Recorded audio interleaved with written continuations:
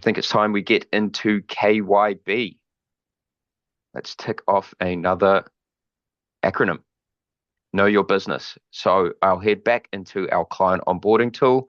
I'll start new order, and then I'll land on organization here. So I'll use some demo data once again. Worth noting that the matter reference, again, populates from your practice management system seamlessly. And we have a ABN and ACN. We've got the legal name, so the McVeigh Corporation, and we've got trustee Peter McVeigh again.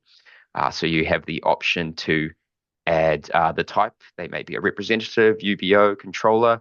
Let's say Peter is a representative in this instance. You can also add any additional criteria here, such as date of birth and mobile number as well, along with any other parties that you would like or whoever's stake in this onboarding that you believe should be verified. Cool.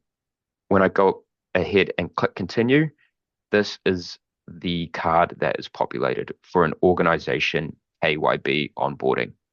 So similar to the KYC, the user interface is almost identical. There's just a couple extra pieces of the puzzle when we get into that organization workflow. We have that KYB onboarding form. These have been digitized from OzTrack. They are AML compliant ready.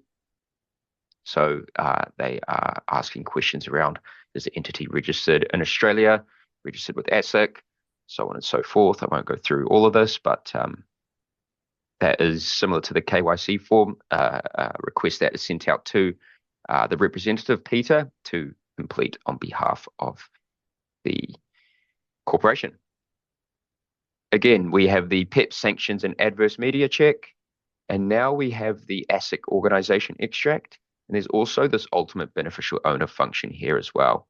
So as Christy mentioned before, we have direct API integrations with ASIC, with the company's house, so we can pull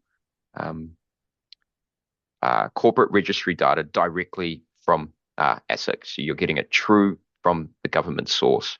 You can use on-file data, and the use case here is, let's say you have onboarded the McVeigh Corporation 6 months ago. You can now reuse that information, and that also, I should have said that from an individual aspect as well. You will have the option to reuse your client's VOI information once they, let's say you're onboarding them again 6 months down the line. It's enhancing that client experience. They don't need to go and prove their identity again. You can reuse that from a technology standpoint. You can use current or historical data, as you see here.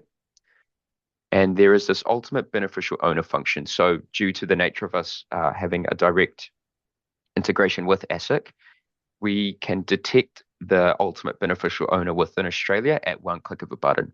So instead of you having to order an ASIC extract, understanding that the 100% shareholder of the McVeigh Corporation is another company, and then ordering another ASIC extract, and then another ASIC extract, this cuts through all those subsidiaries and all those intermediaries to detect that ultimate beneficial owner at the click of a button.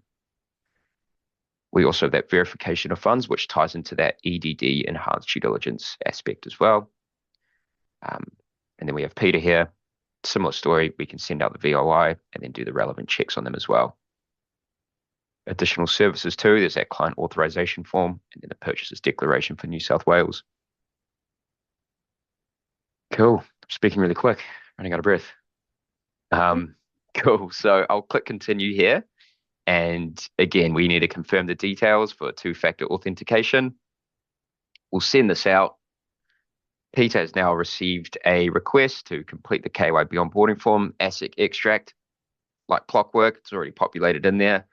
I'll simulate consumer just to sort of show you what will happen. But the KYB onboarding form has been completed. Peter has completed his end of the stick as well. And then what we would do, because the nature of the ultimate beneficial owner is cutting through ASIC by ASIC, extract after extract, that one may take a little bit extra time. It's not as quick smart as the ASIC extract, but significantly is a cost saver because you're not having to order ASIC after ASIC after ASIC. And if we see here, we have it completed.